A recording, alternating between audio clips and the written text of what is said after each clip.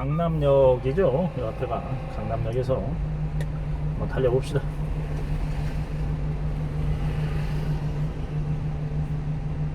반포아이시 쪽으로 가는구나.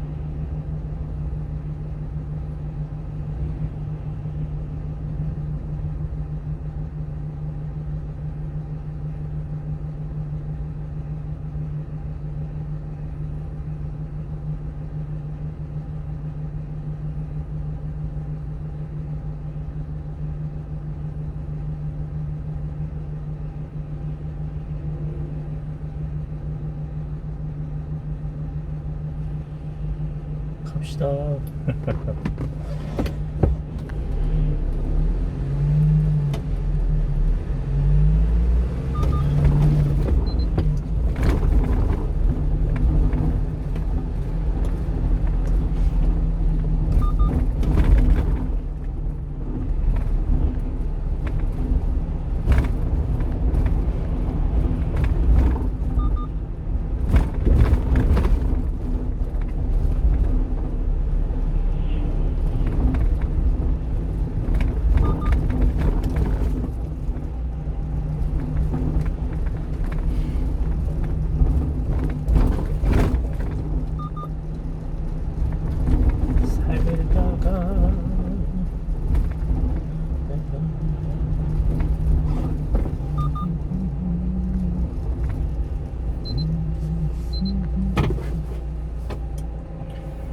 대표적으로 노엄 촘스키라던가 리처드 도킨스라던가 아니면 최근에 유발 하라리 등등과 함께 가장 많이 알려져 있는 그런 학자이기도 하죠.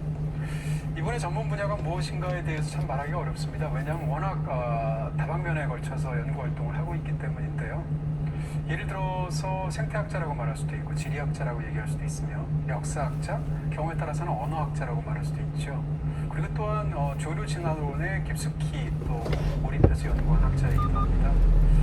이와 같은 다방면에 걸친 그런 지적인 관심과 연구 활동은 사실 총균수회라는 책을 씀에 있어서 장점으로 작용하게 되는데요. 무엇보다 가장 훌륭한 것은 거시적으로 지난 1만 6천여 년의 역사를 꿰뚫어 볼 수 있는 어떤 통찰력을 약 300m 앞에서 반포 IC 방면 좌회전입니다. 근거들을 다양한 학문들을 어렵게 여기가 되고 있네요. 이 책이 학문적인 전통이자 대중들에게 어떤 그런 것들을 알려주는 부분에서 굉장히 훌륭하다고 볼 수 있는 것은 기본적으로 다루고 있는 내용들에 비해서 서술 방법이 상대적으로 굉장히 쉽습니다. 또 한 가지는 매 챕터마다 사실상 그 챕터에서 다루게 될 가장 중요한 부분들을 질문의 형태로 제시를 하죠. 사실 학문이라는 것은 무엇보다도 제대로 대답하기 위해서 먼저 제대로 물어야지만 가능한 것이 학문의 영역일 텐데 그 부분에서도 굉장히 훌륭하다고 할 수 있고요. 또한 대중들을 상대한 저작으로서 시작 부분에 있어서 본인의 경험들을 종종 일종의 에세이처럼 끌고 들어가는 그런 쉬운 방식을 택하기도 합니다. 예를 들어서 호주에 관해서 말하기 위해서 호주 사막을 여행하면서 열사병으로 알아누웠던 어떤 본인의 경험을 얘기한다던가 뉴기니에 관해서 이야기를 하면서 뉴기니에 있었던 어떤 한 남자와의 대화를 소개하는 방식 같은 것이죠. 제라 다이아몬드는 작년부터 성균관대학교에서 석좌 교수로 강의까지 하고 있죠. 여러모로 한국과도 인연이 깊은 분이기도 한데요. 자, 먼저 첫 번째 총균수의 7가지 열쇠 첫 번째 단계로 들어가도록 하겠습니다. 이 제라 다이아몬드의 이 잠시 후 총균수에서 좌회전입니다. 바로 이 문제일 텐데요. 예를 들어서 유럽과 아시아는 왜 앞서 나가게 되었고 상대적으로 아메리카, 특히 이제 남미 같은 데는 있겠죠. 그리고 아프리카 같은 데는 왜 상대적으로 현저하게 뒤떨어지면서 경우에 따라서는 침탈과 지배를 받게 되었을까요? 학문적인 의문이라고 말할 수 있습니다. 자, 이 문제를 말하기 위해서는 이제 총균세의 그 서술 방향을 먼저 말씀을 드려야 되는데요. 저자 자체가 꽤 오랜 세월 뉴기니에서 조류를 관찰하고 있었죠. 그러다가 제렛 다이아몬드는 현지에서 젊은 정치인을 만나게 되는데 얄리라는 사람을 만나게 됩니다. 근데 얄리라는 사람과 이런저런 대화를 한 끝에 굉장히 의욕 충만한 그런 얄리가 무슨 질문을 하게 되었냐면, 당신네 백인들, 서양인들은 어떻게 이렇게 다양한 수많은 뛰어난 그런 물건들을 가지고 있게 되었는가? 왜 그 같은 어떤 역사적인 과정을 거치면서 우리 뉴기니 사람들은 그런 물건들을 만들어내지 못하게 되었는가라는 질문을 던졌다는 것이죠.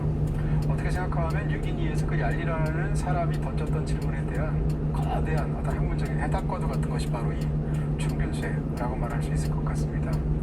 그 질문에 대답하기 위해서 1차적으로 우리가 그냥 직관적으로 답변을 한다면 그야 서양 과학기술 문명이 훨씬 더 발달했기 때문에 라고 답변을 할 텐데, 그걸로는 부족하다는 거죠.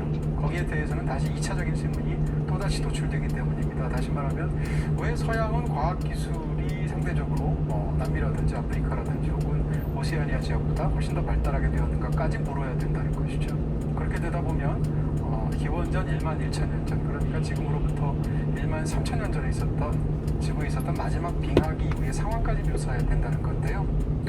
그런 측면에서 총균세에서 다루고 있는 주장을 일본에서 아주 간명하게 요약을 한다면 결정적으로 두 가지 사실이 영향을 미쳤다는 것입니다. 하나는 마지막 빙하기가 지나고 나서 지구의 대륙별로 서로 다르게 존재하게 되었던 어떤 지리적인 여건, 환경적인 여건 때문에 결정적으로 지금 현재의 세계의 불평등의 기초가 마련되었다라는 것이 첫 번째고요. 두 번째는 그로부터 한참 세월이 지나서 우리 역사에서 이제 굉장히 중요하게 다루게 되는 15세기 말부터 16세기 초중반이 되는 소위 지리적 발견, 서양에 의한 그런 사건들이 생기게 되죠. 콜럼버스가 소위 그들의 입장에서 신대륙을 발견하는 사건이 생기게 되는데요. 이 과정에서 그 전까지 접촉이 없었던 서로 다른 대륙의 사람들이 반가의 시죠, 이거. 반가의 시. 결정적인 결정타가 되었다라는 것이 두 번째 문제입니다. 두 가지를 집중적으로 책을 통해서 설명하고 있는 총균세의 기본적인 방향이다, 이렇게 정리할 수 있겠습니다. 자, 2번으로 넘어가도록 하겠습니다. 다시 말하면 왜 유러시아 국가들이 더 잘 나갈까에 대해서 사람들이 제일 많이 얘기하는 것 같고 가장 위험하기도 한 그런 견해, 가장 간단하고 쉬운 견해라는 거죠. 그것은 인종주의적으로 설명하는 것입니다. 다시 말하면 백인들이 상대적으로 지능이 높아서 흑인들은 상대적으로 지능이 낮아서 이런 방식으로 설명하는 것이라는 거죠.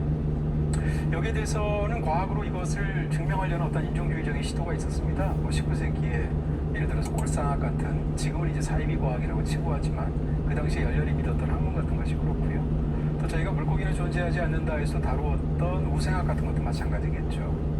근데 저는 여기에 대해서 이제 이 책에서 그런 주장을 하기도 하고 제 생각이기도 한데, 저는 이런 생각이 드는 것입니다. 예를 들어서 상대적으로 흑인과 백인의 IQ가 다르다라는 어떤 그런 사회학적인 영향이 있습니다.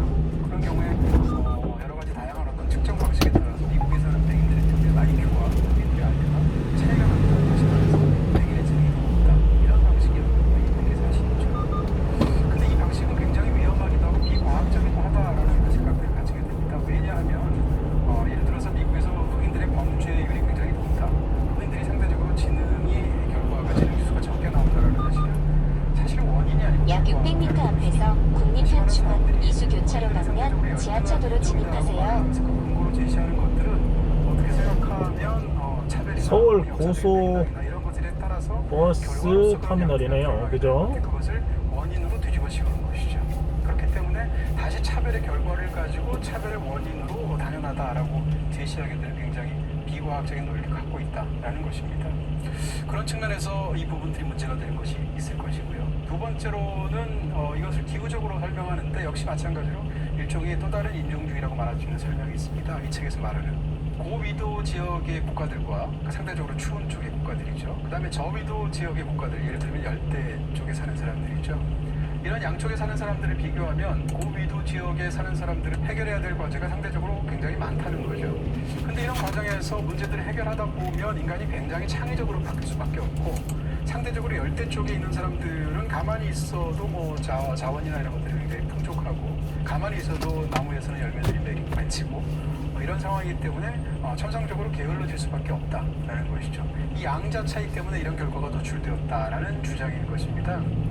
여기에 대해서 이 제로 다이아몬드는 굉장히 통렬한 어떤 자료들을 가지고 공박을 하고 있습니다. 예를 들어서 고위도 지역의 대표적인 오늘날 부유한 국가는 북유럽 국가들을 생각하게 되는데 북유럽 국가들은 지난 1,000년 정도는 인류 문명사에 굉장히 근본적으로 중요한 기여들을 해왔습니다. 그럼에도 불구하고 그 지난 1,000년을 제외한 훨씬 더 긴 세월인 그 이전의 시대에는 북유럽 국가에 살았던 사람들은 인류 문명에 거의 제대로 근본적인 기여를 하지 못했다라는 걸 지적하고 있고요. 똑같은 북반구의 고위도 지역이라고 말할지라도 북유럽은 그렇다 치면 상대적으로 반대쪽에 있는 북아메리카 지역의 고위도 쪽에서는 전혀 그와 같은 어떤 결정적인 문명의 발흥이 강력하게 인류 문명에 기여한 부분이 없다라는 것까지 함께 지적하고 있는 것이죠. 그런 측면에서 저자가 이야기하는 것은 결국 지리결정론 혹은 환경결정론이라고 말할 수 있을 것 같습니다.